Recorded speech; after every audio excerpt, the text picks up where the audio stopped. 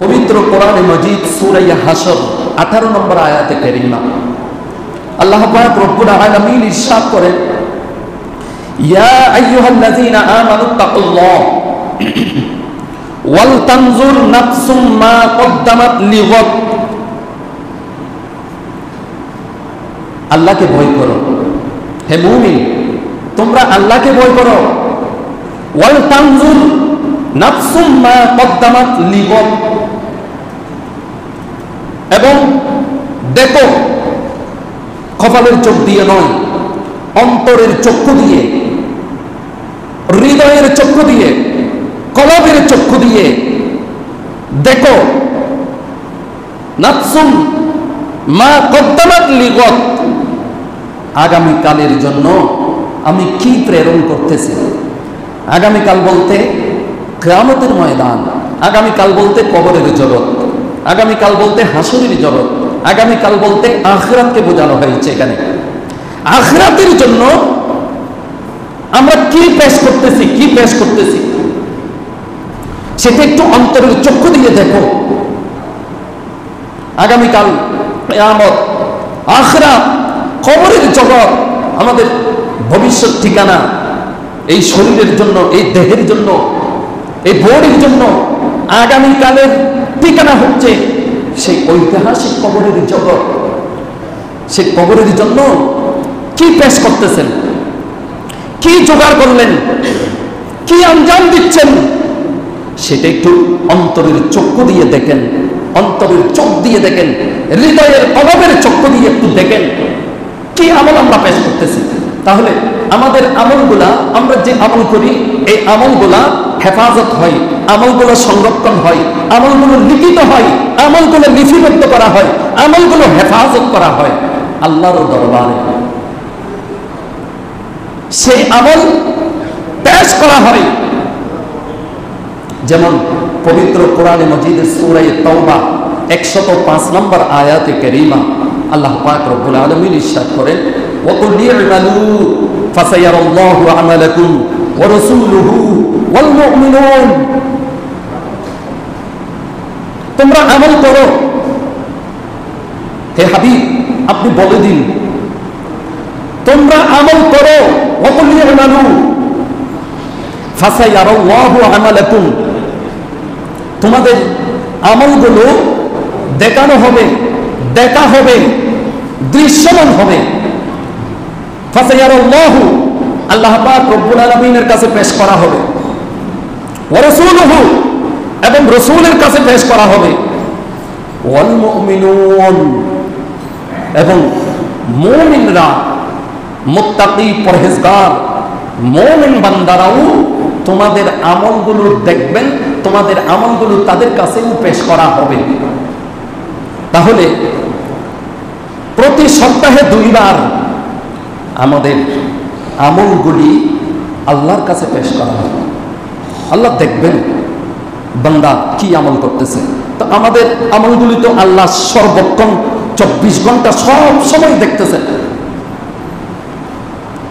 এরপরেও ফেরেশতারা লিপিবদ্ধ করে, লিখিত করে, সেটা সপ্তাহে 2 বার আল্লাহর দরবারে পেশ করবেন ফেরেশতারা। দেখুন আপনার বান্দার আমল আল্লাহ পাক রব্বুল আলামিন দেখবেন। আমলটা ভালোও হতে পারে, আমলটা খারাপও হতে পারে, নেক আমলও হতে পারে, বদ আমলও হতে পারে, ভালো পুণ্য সওয়াবের আমলও হতে পারে, গুনাহের কাজ বদ আমলও হতে পারে। আল্লাহর দরবারে পেশ করা হবে, আল্লাহ তাআলা দেখবেন। ওয়া রাসূলুহু, এবং আমরা যে আমলগুলি করি নিয়মিত, এই আমাদের আমলগুলি আল্লাহ রসুলের দরবারেও পেশ করা হবে। আল্লাহ রসুল আমাদের আমলগুলি দেখবেন। সপ্তাহে 2 বার আল্লাহ রসুলের দরবারে আমরা উম্মতের আমলগুলি পেশ করা হবে। রাসূল পাক সাল্লাল্লাহু আলাইহি ওয়াসাল্লাম আমাদের আমলনামা দেখবেন সপ্তাহে 2 বার, সোমবার এবং বৃহস্পতিবার। সপ্তাহে এই 2 দিন আমাদের আমলনামাগুলি আল্লাহ রসুলের দরবারে পেশ করা হবে। আল্লাহ রসুল আমাদের আমলগুলি দেখবেন।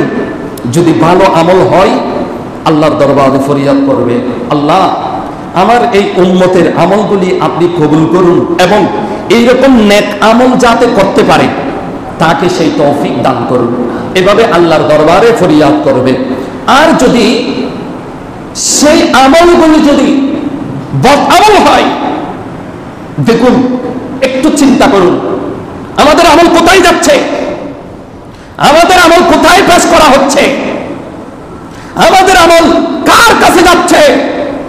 ঘর থেকে কদম রাখার আগে চিন্তা করা দরকার, আমার আমল কোথায় যাবে, আমার আমল কার কাছে পেশ করা হচ্ছে, কোথায় যাচ্ছে। যাকে আমি জানের চাইতে বেশি ভালোবাসি, আমার জানের চাইতে বেশি ভালোবাসি, আমরা আমাদের নবীকে, আমাদের রাসূলকে, আমাদের নবীজিকে আমরা জানের চাইতে বেশি ভালোবাসি। তা আমরা যে আমলগুলি করতেছি দৈনিক, সেই আমলগুলি তো পেশ করা হচ্ছে বদ আমল, খারাপ আমল। আল্লাহ রসুলের দরবারে যখন পেশ করা হবে আপনার পক্ষ থেকে সপ্তাহে 2 বার, তখন রাসূলুল্লাহ সাল্লাল্লাহু আলাইহি ওয়াসাল্লামের নূরানি কলবে মোবারকের কেমন অবস্থা হবে, কেমন পরিস্থিতি হবে, আল্লাহ রসুলের কলব কি রকম অবস্থা হবে, একটু চিন্তা করছেন। নিয়মিত আমরা যে আমলগুলি করতেছি, ওয়াল মুমিনুন, আল্লাহ তাআলা ইরশাদ করেন আপনার আমলগুলি সপ্তাহে 2 বার আল্লাহর দরবারে পেশ করা হবে, সপ্তাহে 2 বার রাসূলের দরবারে পেশ করা হবে। শুধু তাই নয়, ওয়াল মুমিনুন, যারা আমাদের মা বাবা মুরব্বিয়ানে কেরাম কবরে চলে গেছে, এদেরকেও আপনার আমল দেখানো হবে। আমরা সন্তান সন্ততি, আমরা ছেলে মেয়ে যারা দুনিয়াতে আছি, আমরা কি আমল করতেছি, ভালো আমল নাকি খারাপ আমল, এই আমাদের আমল নামা কবরে মুরব্বিদেরকে দেখানো হবে। আর কবরে যখন ভালো নেক আমল যখন দেখবে সন্তান সন্ততির, তখন আল্লাহর দরবারে তারা শুকরিয়া আদায় করবে। আর যখন বদ আমল দেখবে, তখন তাদের অবস্থা কিরকম হবে একটু চিন্তা ভাবনা করছেন। মুরিদদের আমল ফির মাশাইখকে দেখানো হবে, মুরিদরা কি আমল করছে। শুধু ফির দললে হবে না, ফিরের পথ অনুসরণ করে নিজের জীবন যাপন করতে হবে। শুধু ফির দলে বসে থাকলে হবে না, ফিরের সবক আদায় করতে হবে, ফিরের দেওয়া শিক্ষায় শিক্ষিত হয়ে নিজের জীবন পরিচালিত করতে হবে। কি করছেন আপনি দুনিয়াতে, নেক আমল নাকি বদ আমল? যদি আপনার পীর সাহেব কবরে চলে যায়, আপনার আমলগুলি পীর সাহেব কবর থেকে দেখবেন, কবরে আপনার আমলগুলি তাকে দেখানো হবে। আমাদের মুরব্বী মা বাবা পূর্বপুরুষ যারা কবরে চলে গেছে, তাদেরকে আমাদের আমলগুলি দেখানো হবে। এই আমলগুলি হাওয়ায় উড়ে যাবে না, সেটা নেক আমল হোক বদ আমল হোক। এই আয়াতে কারিমার এটা একটা তাফসীর। দ্বিতীয় তাফসীর হলো, আমরা যা কিছু আমল করি দুনিয়াতে, এই আমলগুলি আমাদের পরজগতে, আমাদের আখিরাতের জন্য জমা হবে। যেমন ধরুন, আপনি একবার বলেছেন সুবহানাল্লাহ, একটু বলুন সুবহানাল্লাহ, আর একটু জোরে বলুন সুবহানাল্লাহ। এই একবার তাসবিহ বলার কারণে আল্লাহ পাক রব্বুল আলামিন আপনার জন্য বেহেশতে একটি গাছ রোপণ করবেন, যেটি আপনার জন্য নির্ধারিত থাকবে। একটু জোরে বলুন সুবহানাল্লাহ। আমরা যে আমল করি, সেই নেক আমলগুলি আখিরাতে যাবে। যেমন ধরুন, আমরা কোথাও যাচ্ছি 15 দিনের জন্য, 20 দিনের জন্য, 1 মাসের জন্য কোথাও সফর করব, তাহলে দিন অনুযায়ী আমাদের ব্যাগটাও সেরকম ভারী হবে। সেখানে আমাদের সামান থাকবে, 15 দিন পর্যন্ত সেখানে যাপন করব। কিভাবে থাকবো? আমার প্রয়োজনীয় জিনিসপত্র, কাপড় চোপড় সব কিছু সেখানে থাকবে। এই যে প্রস্তুতি, এটা 15 দিনের প্রস্তুতি হতে পারে, 1 মাসের জন্য প্রস্তুতি হতে পারে। কিন্তু এই জগৎ থেকে ওই জগতে যেখানে যাব, সেই জগতের কোনো শেষ নাই, সেই জগতের কোনো অন্ত নাই, সেই জগতের কোনো শেষ নাই। সেই জগতের সামান আমাদেরকে এখান থেকে জোগাড় করতে হবে। সেটা যদি নেক আমল হয়, জান্নাতের মধ্যে আপনার জন্য ফার্নিচার, আপনার জন্য আসবাবপত্র, আপনার প্রয়োজনীয় বিছানা, আপনার দরকারি জিনিসপত্র, সেই ঘরের মধ্যে আপনার নেক আমলের মাধ্যমে সেখানে আল্লাহ পাক রব্বুল আলামিন তৈয়ার করতে থাকবেন। একটু জোরে বলুন সুবহানাল্লাহ। আর যদি বদ আমল করি, সেগুলো আখিরাতের জন্য আঞ্জাম হবে, জাহান্নামের জন্য আঞ্জাম হবে, জাহান্নামের আগুনে জ্বলার জন্য। সে বদ আমলগুলি, তাহলে আমলগুলি হাওয়ায় উড়ে যায় না, সেটা নেক আমল হোক অথবা বদ আমল হোক। এটা একটা তাফসীর। তৃতীয় তাফসীর হলো, আমরা যে আমলগুলি করি আমাদের আমল অনুযায়ী আমাদের সিনা, আমাদের কলবের মধ্যে সেগুলো সূরত ধারণ করবে। কলবের মধ্যে সূরত ধারণ করবে বলতে, যারা বদ আমল করে, নেক আমল করে না, বদ আমল করে নিয়মিত অভ্যস্ত, গুনাহ করতে করতে করতে করতে, এরকম অনেক গুনাহগার আছে পৃথিবীতে। তাদের সম্পর্কে কোরআনে পাকে বিভিন্ন আলোচনা হয়েছে। এখান থেকে একটি আলোচনার অংশ বিশেষ হলো উলাইকা কাল আনআম বাল হুম আদল। এরা চতুষ্পায়ী জন্তু, বন জঙ্গলের হিংস্র প্রাণী। শুধু হিংস্র প্রাণী নয়, হিংস্র প্রাণীর থেকেও আরো বেশি খারাপ বলেছেন মানুষকে। বিভিন্ন উদাহরণ দিতে গিয়ে আল্লাহ পাক রব্বুল আলামিন মানুষের অবস্থা বর্ণনা করেছেন।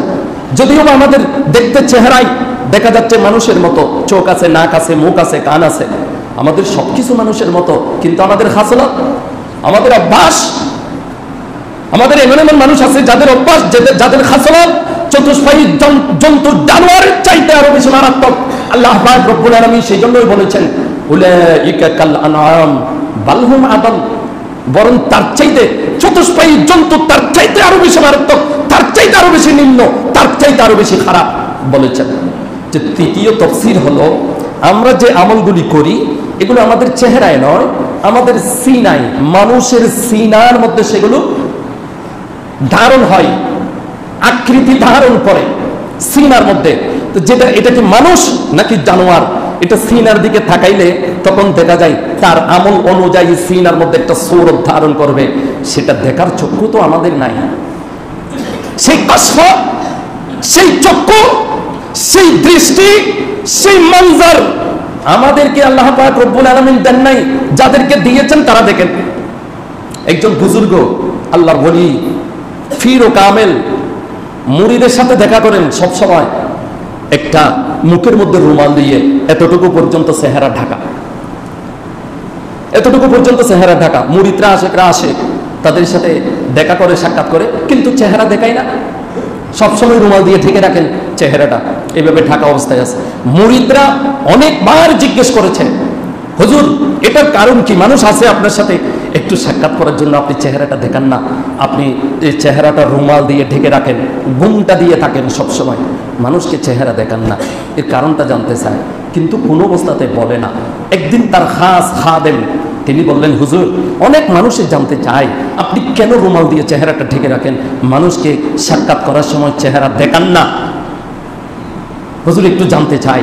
যখন বেশি বিরক্ত করেছে তখন হুজুর বলতেছে, ঠিক আছে, আমার ইন্তেকালের পরেও কোনো দিন তুমি এই কথাটা মানুষের কাছে প্রচার করবে না, প্রকাশ করবে না, আমি তোমাকে খাসভাবে বলে দিচ্ছি, শোনো, মানুষ যখন আমার সাথে দেখা করতে আসে আমি তাদের চেহারা দেখার পরে তাদের সিনার দিকে তাকাই, যখন সিনার মধ্যে তাকাই তখন সেখানে আমি মানুষ দেখি না, আমি বন জঙ্গলের হিংস্র প্রাণী দেখি, তাদের সিনার দিকে তখন তাকাই, দেখতেছি সেই সূরতের মানুষ, কিন্তু সিনার দিকে যখন আমার চোখ যায় তখন দেখতেছি সেখানে কুকুর, সেখানে বিড়াল, সেখানে খিনজির, সেখানে বন জঙ্গল নাপাক হিংস্র প্রাণী তার সিনার ভিতরে বসে আছে। আমি সেগুলো দেখতে চাই না, সেই জন্য আমি সব সময় ঘুমটা দিয়ে থাকি, মানুষের চেহারার দিকে তাকাই না। একটু জোরে বলো সুবহানাল্লাহ। আল্লাহর ওলিরা দেখেন, তা আমরা তো খুশি হয়ে যাই। পীর ও কামেল মুকাম্মিল যখন পীর দরবেশের কাছে আমরা যাই, যারা তাকওয়াবান পরহেজগার সত্যিকার আল্লাহর ওলির কাছে যাইতে ভয় করে, কোন চেহারাটা আমি দেখাবো? এই পাপী চেহারা, অন্যায়ের চাপ, জুলুমের চাপ, আপনার পাপাচারের চাপ আমার চেহারায় লেগে আছে, কিভাবে আমি ওই আল্লাহর ওলির দরবারে যাব, কিভাবে আমি দেখা দিব? কারণ আমরা দেখি উপরে আল্লাহকে যারা রাজি এবং খুশি করে আল্লাহ ওয়ালা হয়ে গেছে, এরা আপনার ভিতরে দেখে, কলবের ভিতরে দেখেন, রূহের ভিতরে দেখেন, আপনার রুহানিয়তের অবস্থা পর্যন্ত তাদের কাছে পরিষ্কার দেখা যায়। একটু জোরে বলো সুবহানাল্লাহ। আমাদের আমল আল্লাহর দরবারে যায়, রাসূলের দরবারে যায়, মুত্তাকি পরহেজগার মুমিনিন মুমিনাতের রূহের কাছে আমাদের আমলগুলি যায়, তারা আমাদের আমলগুলি দেখে। একটু বুকে হাত দিয়ে বলেন তো, আমরা মুমিন মুসলমান, রমাদানুল মুবারক পেয়েছি, শুরু থেকে এই পর্যন্ত রহমতের দশক অতিক্রম হয়েছে, মাগফিরাতের দশক আমাদের থেকে একেবারে আমরা শেষ প্রান্তে, আখিরি জুমা আজকে জুমাতুল বেদা। কয়জন যেভাবে আল্লাহ বলেছেন, রসুল বলেছেন, যেভাবে কোরআন এবং হাদিস আমাদেরকে নির্দেশনা দিয়েছেন, সেভাবে কয়জন মানুষ আছে আমরা রোজা পালন করেছি সেভাবে? কিন্তু আমাদের কাছে কোনো দুঃখ নেই, পেরেশানি নেই। আমরা 2টা দিন পরে হাসতে থাকবো, দুনিয়ার মানুষ আমাদের হাসি দেখবে, ঈদ উদযাপন করবো আমরা। কিন্তু আমরা কয়জন জানি যে আমাদের রোজা কবুল হয়? একজন পরহেজগার শিক্ষক, বড় মারেফতের এলম ছিল তার কাছে, মাদ্রাসার শিক্ষক, ক্লাস টেস্ট নেওয়ার পরে একটা কাগজের মধ্যে সবাই আনসার উত্তর লিখেছেন এবং বলেছেন যে খাতা কাটার পরে, খাতা যখন চেক করা হয় সেখানে লাল কালি দিয়ে ভুলগুলা চিহ্নিত করা হয়, তখন হাতে হাতে দিয়ে সবাইকে লাইন ধরাই দিলেন, লাইনে লাইনে আসো, একজন একজন করে খাতা দেখবো কার কি ভুল হয়েছে। যদি 2টা ভুল হয় তাহলে 2টা বেত মারবো, 3টা ভুল হলে 3টা বেত মারবো, 4টা ভুল হলে 4টা বেত মারবো, 5টা ভুল হলে 5টা বেত মারবো। লাইন ধরো, হাতার হাতের মধ্যে রাখো, একজন একজন করে আসতেছে। একজন আসলেন, হুজুর আমার 2টা ভুল, 2টা বেত মারলেন, বেশি জোরে না, আস্তে আস্তে মারলেন। আরেকজন আসলেন, হুজুর আমার 3টা ভুল, তাকে 3টা বেত মারলেন। আরেকজন আসলেন, আমার 4টা ভুল, তাকে 4টা বেত মারলেন। আরেকজন আসলেন, আমার 5টা ভুল, 5টা বেত মারলেন। আরেকজন আসলেন, তোমার কয়টা ভুল? সে চোখের পানি ছেড়ে দিল, হাতটা কাঁপতে আছে, হাত থেকে হাতা নিচে পড়ে গেছে। হুজুর 2টা 3টা 4টা ভুলের কারণে বেত্রাঘাত করেছেন, আমাকে কি বেত্রাঘাত করবেন? আমার কয়টা ভুল না, আমার পুরো আনসার, পুরো উত্তরটাই ভুল, পুরো খাতার মধ্যেই তো আপনি খরচ করে দিয়েছেন। হুজুর আমাকে মাফ করে দেন, আমাকে মাফ করে দেন। হাত কাঁপতে কাঁপতে হাত থেকে খাতাটা নিচে পড়ে গেল। ওই উস্তাদ ছিল একজন পরহেজগার, মুমিন, সত্যিকারের আল্লাহ ওয়ালা। তার এই অবস্থা থেকে সে 2 চোখের পানি ছেড়ে দিয়ে নিচে বসে গেলেন, হাত থেকে বেত পড়ে গেল, নিচে বসে গেলেন আর আল্লাহর দরবারে বলতে লাগলেন, আল্লাহ এই বাচ্চা যার সব কিছুই ভুল, সে আমার কাছে ক্ষমা চাচ্ছে, সে বিনয়ী হয়ে গেছে, নম্র হয়ে গেছে, আজ এসে ইনকিসারি করতেছে। আল্লাহ আমার দুনিয়াতে যতদিন হায়াত, এই হায়াতের মধ্যে পুরোটাই তো ভুল, আমার পুরো জীবনটাই ভুল, আমার এই জীবনে গুনাহ ছাড়া সওয়াব কোনো কিছুই নাই, আল্লাহ তুমি আমাকে মাফ করে দাও। তখন আবার ছাত্রকে বলতেছে, তুমি কি বলেছিলে? আমার ছাত্র বলল, আমার সবকিছু ভুল, আমাকে মাফ করে দেন, আমার কোনো কিছুই সঠিক হয় নাই। উস্তাদ আল্লাহর কাছে বলতেছে, আল্লাহ আমার জীবনে সওয়াব বলতে কিছুই নাই, সবকিছু গুনাহ। 2 চোখের পানি ছেড়ে দিয়ে আল্লাহর দরবারে ফরিয়াদ করছে, আল্লাহ আমাকে তুমি মাফ করে দাও, আমার জীবনে গুনাহ ছাড়া সওয়াব বলতে আর কোনো কিছুই নাই। একটু জোরে বলো সুবহানাল্লাহ। আজিজ ইনকিসারি, নম্র হয়ে যাওয়া, ভদ্র হয়ে যাওয়া, অন্তরটা ভেঙে যাওয়া, কলবটা ভেঙে চুর চুর হয়ে যাওয়া, নরম হয়ে যাওয়া, আল্লাহর কাছে নিজেকে সুবর্দ করা, আল্লাহর কাছে নিজেকে সারেন্ডার করা, এটা আল্লাহ সব চাইতে বেশি পছন্দ করেন, বেশি পছন্দ করেন বান্দার থেকে। আল্লাহ তাআলা কোরআনে মজিদ ইরশাদ করেছেন, ফালিয়াদহাকু কলিলান ওয়ালিয়াবকু কাসীরা। বান্দা তোমরা বেশি বেশি কান্না করো, কম কম হাসো। আমরা বিপরীতটা করি, আমরা বেশি বেশি হাসি, কাঁদি কম। আল্লাহর নির্দেশনা হচ্ছে বেশি কান্না করো।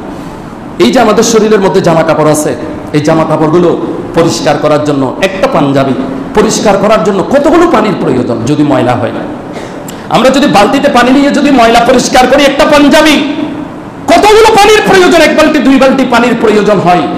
কিন্তু আমাদের জীবন, যার যত বেশি হায়াত হয়েছে, 70-80 বছর পর্যন্ত আমাদের হায়াত, আমাদের জীবন, এই জীবনের মধ্যে 70-80 বছরের যা গুনাহ আছে, সমস্ত গুনাহগুলিকে ধুয়ে মুছে পরিষ্কার করার জন্য 2 বালতি পানি নয়, 1 বালতি পানি নয়, ফোঁটা ফোঁটা পানি নয়, মাত্র 2 চোখের 2 ফোঁটা পানি ছেড়ে দেন, আল্লাহর দরবারে হাত তুলে দোয়া করেন, আল্লাহ 80 বছর পর্যন্ত গুনাহ করেছি, 2 চোখের 2 ফোঁটা পানি দিলাম, আর কোনো কিছুই দিতে পারছি না, আল্লাহ তুমি আমাকে মাফ করে দাও, আল্লাহ তুমি আমাকে মাফ করে দাও। এই 2 ফোঁটা চোখের পানির বদৌলতে 70-80 বছরের জীবনের तमाम গুনাহ খাতা আল্লাহ পাক রব্বুল আলামিন নিমিষে আপনাকে মাফ করে পুত পবিত্র পরিষ্কার পরিচ্ছন্ন করে ফেলবেন। একটু জোরে বলো সুবহানাল্লাহ।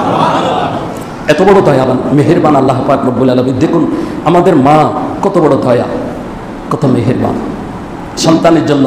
সন্তান যখন কোনো অপরাধ করে, অন্যায় করে, তখন যদি হাতের মধ্যে বেত নেই, মা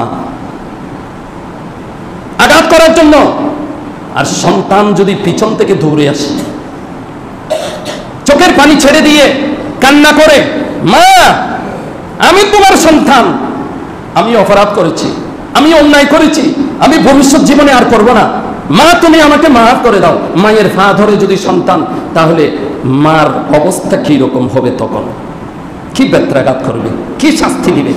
সন্তান যখন বলবে মা আমার অপরাধ হয়েছে, আমার অন্যায় হয়েছে, আমি ভুল বুঝতে পেরেছি, মা তুমি আমাকে ক্ষমা করে দাও, এরকম যদি বলে ডাক দেয় সন্তান, মায়ের অবস্থা কিরকম হবে? কিভাবে মা বুকের সাথে জড়িয়ে ধরবে সন্তানকে, ব্যত্রাঘাত করার বদৌলতে, ব্যত্রাঘাত করার বদৌলতে সন্তানকে বুকের মধ্যে জড়িয়ে ধরবে। আমার সন্তান ভুল বুঝতে পেরেছে। কত দয়া মেহেরবানি আল্লাহ তাআলা এই মাকে দিয়েছেন। শুধু মা নয়, বাবা নয়, ভাই বরাদার, আত্মীয় স্বজন, দুনিয়ার মধ্যে যত যত রকমের মহাব্বতের মানুষ আছে, সমস্ত মহাব্বত গুলি হচ্ছে 1% মাত্র, 100 ভাগের 1 ভাগ। তাম পৃথিবীতে 100 ভাগের 1 ভাগ মাত্র রহমত। মার অন্তরে সন্তানের জন্য এত দয়া, এত মেহেরবানি, বাবা সন্তানের জন্য পাগল দিওয়ানা, এত মহাব্বত, এত ভালোবাসা। 1% আর 99% রহমত, দয়া, ভালোবাসা, মহাব্বত আল্লাহ পাক রব্বুল আলামিন নিজের কাছে রেখে দিয়েছেন, যা প্রয়োগ করেন বান্দার জন্য, বান্দার মহাব্বতের জন্য, বান্দার ভালোবাসার জন্য। 99% মহাব্বত, ভালোবাসা আল্লাহ পাক রব্বুল আলামিন বান্দাকে করেন। তিনি কত বড় মেহেরবান, তিনি কত বড় দয়ালু, একটু চিন্তা করে দেখছেন? সে আল্লাহর দরবারে আমরা এসেছি, সে আল্লাহ পাক রব্বুল আলামিন দেখতেছেন আমাদের আমল, আমরা কি করতেছি, আমাদের কদম উঠতেছে, আল্লাহ পাক রব্বুল আলামিন দেখতেছেন। দেখুন মাহে রমাদানুল মুবারক কি শিক্ষা দিচ্ছে আমাদের। আসরের নামাজের সময় প্রচন্ড গরম, ওযু করতে গেছে, ঠান্ডা পানি যখন মুখের মধ্যে নিল, শরীর চাচ্ছে একটু পানি খান, শরীর চাচ্ছে একটু ঠান্ডা পানিও পান করেন, কিন্তু করে না। করে না কেন? ঈমান নিষেধ করতেছে। তুমি রোজা রেখেছো আল্লাহর জন্য। ইফতারির সময় যখন হয়েছে, আজান দিচ্ছে, সবাই তাড়াহুড়া করে, মাগরিবের সময় সূর্য ডুবে গেছে, ইফতারির সময় হয়ে তাড়াহুড়া করে সবাই খাচ্ছে। কেন? আল্লাহ তাআলা খাইতে বলেছেন, নিষেধ করেছেন বলে খান নাই, খাইতে বলেছেন বলে তাড়াহুড়া করছেন, খাচ্ছেন। সেহরি সময় বারবার দেখতেছে, কেন? এই সময় অতিক্রম করা যাবে না। আল্লাহ তাআলা যেইভাবে আমাদেরকে নির্দেশনা দিয়েছেন, মাহে রমাদানুল মুবারক তো আমাদেরকে সেই শিক্ষায় শিক্ষিত করেছে। বাকি 11 মাস ওই খোদা নাই, যেই খোদার ভয়ে আপনি দিনের বেলায় পানাহার করেন নাই, যেই খোদার ভয়ে আপনি আসরের সময় তৃষ্ণার্ত, তৃষ্ণায় বুক ফেটে যাচ্ছে, এক ফোঁটা পানি আপনি ভিতরে প্রবেশ করেন নাই, যেই খোদার ভয়ে, ওই খোদা তো 24 ঘন্টা আপনার সামনে আছে, আপনার আমলগুলি তো দেখছেন 24 ঘন্টা মনিটরিং করছেন। স্পষ্টভাবে একজন বুজুর্গ, এই বুজুর্গ দেখুন, বুজুর্গকে তৎকালীন যুগের মধ্যে যে রাজা বাদশারা তাদের ড্রেস, পোশাক তৈরি করার জন্য এইরকম কিছু দর্জি ছিল যারা বেশি পারদর্শী, খুব ভালোভাবে পোশাক বানাইতে পারে। এদের মধ্যে একজন বুজুর্গ আলেম ছিল, যার কাছে বাদশার একটা পোশাক বানানোর জন্য দিলেন। মাস, 3 মাস, 4 মাস, 5 মাস, 6 মাস পর্যন্ত সময় যাইত একটা রাজা বাদশাদের পোশাক বানাইতে। এই 6 মাস পর্যন্ত ডিউটি করে একটা পোশাক যখন তৈরি করে, তখন তার বিনিময় হাদিয়া পাওয়া যায়। রাজা বাদশারা যখন এটা রিসিভ করে, রাজ দরবার থেকে উজির নাজির যারা আসলো সেটা রিসিভ করার জন্য, তখন সেটা দেখতেছে বারবার, এদিকে বোতাম ঠিক আছে কিনা, সেলাই ঠিক আছে কিনা, এদিকে নিখুঁত হয়েছে কিনা, এদিকে সুন্দর হয়েছে কিনা, যেভাবে বলেছিলাম সেভাবে আছে কিনা, একটা একটা একটা একটা করে কুজে কুজে কুজে কুজে কুজে সেখান থেকে লিস্ট করেছে, লিস্ট, ভুলের লিস্ট। এই জামা তৈরিতে কয়টা ভুল হয়েছে? 100টা, 200টা, 300টা, এরকম লিস্ট করতেছে। শেষ পর্যন্ত প্রত্যাখ্যান করেছে রাজা, আপনার পোশাক এটা রিসিভ করবে না এতগুলো ভুল হওয়ার কারণে। তখন তিনি 2 চোখের পানি ছেড়ে দিয়ে কান্নাকাটি আরম্ভ করেছেন। উজির নাজিরেরা বলল, আপনার কষ্ট হয়েছে বুঝতেছি, 6 মাস ধরে আপনি পোশাকটা তৈরি করেছেন, কিন্তু নির্ভুলভাবে না হওয়ার কারণে, নিপুণভাবে না হওয়ার কারণে আমরা সেটা রিসিভ করতে পারতেছি না, কিন্তু আপনার যে মজুরি, কষ্ট হয়েছে, সেজন্য আমরা কিছু দিয়ে দিচ্ছি আপনাকে। তখন সে বলল, না রে ভাই, আমার কষ্ট হয়েছে 6 মাস ধরে, টাকা পয়সা কিছু পাচ্ছি না, সেই জন্য আমি কাঁদতেছি না। আমি কাঁদতেছি এই জন্য, সামান্য একটা পোশাক তৈরিতে যদি আমার এতগুলো ভুল হয়, তাহলে আমার যে জীবন আল্লাহ পাক রব্বুল আলামিন দিয়েছেন, এখানে পাঠিয়েছেন ইবাদতের জন্য, আমার নামাজ নিখুঁতভাবে হচ্ছে কিনা, আমার রোজা নিখুঁতভাবে হচ্ছে কিনা, আমার সালাত নিখুঁতভাবে হচ্ছে কিনা, আমার কোরআন পাকের তিলাওয়াত নিখুঁতভাবে হচ্ছে কিনা। কাল হাসরের ময়দানে আমার আমলনামাগুলি যখন আল্লাহর দরবারে পেশ করা হবে, তখন সেখান থেকে প্রত্যেকটা করে কি খুঁত বের করা হচ্ছে, কি দোষ ত্রুটি বের করা হচ্ছে, আমার আমল থেকে দোষ ত্রুটির লিস্ট কত লম্বা হচ্ছে, সে কথা চিন্তা করে আমি দুই চোখের পানি ছেড়ে দিয়ে কান্নাকাটি করতেছি। একটু জোরে বলো সুবহানাল্লাহ। আমাদের সেই চিন্তা নাই, আমাদের চিন্তা অন্যদিকে। দেখুন, আজিজ ইনকিসারি যারা নিজের অন্তরে নিজের ভুলটা বুঝতে পেরে গুনার কথা চিন্তা করে, যারা আল্লাহকে ডাক দেয়, তখন আল্লাহ পাক রব্বুল আলামিনের সাথে সাথে জবাব দেন। এটা বলেছিলাম, আবেদ পরহেজগার, মুত্তাকি, মুমিন, গুনাহগার, আসমান জমিন তফাৎ থাকার কথা। কিন্তু ওই আবেদ ইবাদতকারীর চাইতে গুনাহগার উত্তম। কিরে ভাই, ইবাদতকারী তো ইবাদত করতেছে, নিয়মিত পাঁচ ওয়াক্ত নামাজ পড়তেছে, তাহাজ্জুদের নামাজ পড়তেছে, তাসবিহাত তাহলিলাত, এই তো ইবাদত বندگির মধ্যে আছে। গুনাহগার কিভাবে তার থেকে উত্তম হয়? বললেন ওই গুনাহগার ওই ইবাদতকারীর চাইতে উত্তম যে গুনাহগার গুনাহ করার পরে তওবা করে, গুনাহগার গুনাহ করার পরে তওবা করে। ওই ইবাদতকারীর থেকে উত্তম যে ইবাদতকারী ইবাদত করার পরে অহংকার করে, আমি তো আবেদ, আমি মুত্তাকি, আমি পরহেজগার, আমি আল্লাহর ইবাদত করি, এইরকম অহংকার করার চাইতে গুনাহগার উত্তম, গুনাহ করার পরে যে নাকি তওবা করে। এজন্য আমি বারবার বলি একটা কথা, যখন কোন একজন বান্দা নিয়মিত নামাজ, দোয়া, ইবাদত, বندگی সব কিছু ঠিক আছে, আল্লাহকে রাজি এবং খুশি করার জন্য যথেষ্ট। এখন গুনাহগার শুক্রবারে 2 রাকাত নামাজ পড়ার জন্য মসজিদে আসে, এরকম সমাজের মধ্যে সংখ্যায় কিন্তু কম না, অনেক বেশি। শুধুমাত্র 2 রাকাত নামাজ পড়বে, সপ্তাহের মাঝখানে ভুলেও মসজিদে আসে না। আর কিছু মুসল্লি আছে এমন যারা শুক্রবারেও মসজিদে আসে না, এরকমও মাসকে মাস মসজিদে ঢোকে না, প্রবেশ করে না, এরকম অনেক মুসল্লি আছে। এই মুসল্লিগুলা এবং নিয়মিত যারা 5 ওয়াক্ত নামাজ পড়ে, তাহাজ্জুদের নামাজও পড়ে, এইরকম পরহেজগার, আবেদ, আল্লাহর ইবাদতকারী, দুইয়ের মধ্যে পার্থক্য দেখুন। এই ইবাদতকারী যখন আল্লাহকে ডাক দেয় আল্লাহ, তখন আল্লাহ তাআলা জবাব দেন কি? লাব্বাইক ইয়া আবদি, হে বান্দা তুমি আমাকে কি জন্য ডেকেছো, আমি তোমার ডাকে সাড়া দিচ্ছি, আমি উপস্থিত, লাব্বাইক বলে আল্লাহ পাক রব্বুল আলামিন সাড়া দেয়। মাসটি মাস যে মসজিদে আসেন, আল্লাহর ইবাদতের ধারে কাছে নাই, হঠাৎ যদি তার মনটা পরিবর্তন হয়ে আল্লাহর ঘর মসজিদের মধ্যে চলে আসে, হাত তুলে দিয়ে যদি আল্লাহকে ডাক দেয় আল্লাহ, আল্লাহ পাক রব্বুল আলামিন তার জবাবে লাব্বাইক ইয়া আবদি, লাব্বাইক ইয়া আবদি, লাব্বাইক ইয়া আবদি 3 বার জবাব দেন। বান্দা যদি একবার আল্লাহকে ডাকেন, একটু জোরে বলো সুবহানাল্লাহ। এত বড় দয়াবান খোদা, মেহেরবান খোদা।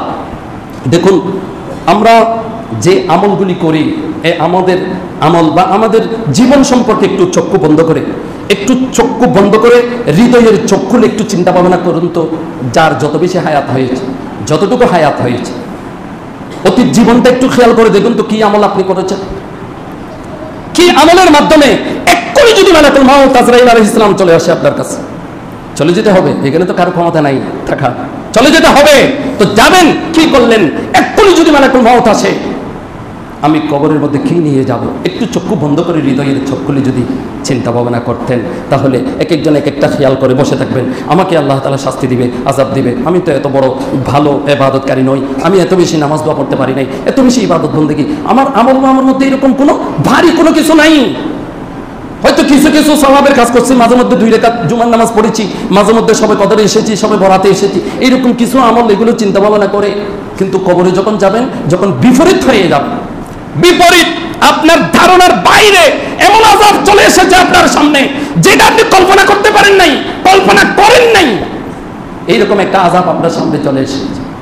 এই জন্য কোরআনে পাকে বলেছে, মুহাম্মদ ইবনে মুনকাদির, বিশ্ববিখ্যাত একজন আল্লাহর ওলি বুজুর্গ, উনি কান্না করতেছেন, রাত দিন কান্না, পরিবার হয়রান, পেরেশান, সবাই পেরেশান হয়ে গেছে। এখন পরিবার গেলেন আরেকজন বুজুর্গ, তার নাম আবু হাজেম, তাকে তার কান্না একটু বন্ধ করার জন্য, এই তো বুজুর্গ, এইও বুজুর্গ, এই শাইখ, এইও শাইখ, দুইজনেই শাইখ। আবু হাজেম আসলেন, হুজুর আপনি কান্নাকাটি করতেছেন কেন, কান্নাকাটি বন্ধ করেন। তখন বললেন, আমি একটি কোরআনে পাকের আয়াতে কারিমা তিলাওয়াত করেছি, এই আয়াতে আমাকে কাঁদাই দিল, আর কান্না বন্ধ করতে পারতেছি না। তখন বলেন, আমাকে বলেন ওই আয়াতে কারিমা কি যেটা তিলাওয়াত করে আপনি কান্না করছেন? আবু হাজেম শোনার পর সেও কান্নাকাটি আরম্ভ করেছে। এখন দুইজনে কান্নাকাটি, সাগরিকরা সবাই হয়রান হয়ে গেছে। যাকে আনলাম কান্না বন্ধ করার জন্য, এখন সে কান্নাকাটি আরম্ভ করে দিয়েছে। ও শেখ, কি আয়াতে কারিমা আমাদেরকে শোনান যেটা তিলাওয়াত করার কারণে আপনারা দুইজনে কান্নাকাটি করতেছেন? তখন বললেন 24 নম্বর পারা সূরা জুমার 48 নম্বর আয়াতে কারিমা। আল্লাহ পাক রব্বুল আলামিন ইরশাদ করেছেন, ওয়া বাদালাহুম মিনাল্লাহি মা লাম ইয়াকুনু ইয়াহতাসিবুন। এমন আযাব আপনার সামনে চলে আসবে কবরে যাওয়ার পরে, যে আযাব দেখার পরে আপনি কল্পনাও করেন নাই যে আল্লাহ তাআলা আপনার জন্য এরকম আযাবের ব্যবস্থা করে রেখেছেন। এই আয়াতে কারিমা তেলাওয়াত করার পরে কান্নাকাটি আরম্ভ করেছে। তো আমল আমাদেরকে করতে হবে, আমাদের আমলগুলি আল্লাহর কাছে যাবে, রসুলের কাছে যাবে। আল্লাহ যদি ক্ষমা করে দেন, খুলুস নিয়তে যদি তওবা করেন আল্লাহর কাছে চোখের পানি ছেড়ে দিয়ে, তাহলে আল্লাহ তাআলা আপনাকে ক্ষমা করলে আল্লাহর রসুল ক্ষমা করবেন, মুমিন মুত্তাকি পরহেজগার পীর মাশায়েখ সবাই আপনাকে ক্ষমা করে দিবেন। আর মাত্র কয়েকটা দিন হাতে গোনা, একদিন বা 2 দিন বাদে যদি 30 হয়, আজকে 27 তারিখ না, 28, 29, 30, 3টা দিন। গত রাত আমি যে আমলের কথা বলেছিলাম সবে কদর পাওয়ার জন্য, সেটা একটু করার জন্য চেষ্টা করবেন। এই 3টা দিন আছে মাত্র, 3টা দিন। যদি কোনো ত্রুটি হয়ে যায় তাহলে সেটার জন্য সদকাতুল ফিতর, হাদিসে পাকে আছে আল্লাহ রাসূল আলাইহিস সালাতু ওয়াস সালাম ইরশাদ করেছেন, যদি রমজানে কোনো একটা বেশকম হয়ে গেছে, ভুল ভ্রান্তি হয়ে গেছে, এই ভুল ভ্রান্তিটা সমাধানের জন্য, শুধরানোর জন্য, মাফ হওয়ার জন্য আমাদের জন্য তরিকা, রাস্তা, পথ হচ্ছে সদকাতুল ফিতর। এই সদকাতুল ফিতর যথাযথভাবে আদায় করবেন।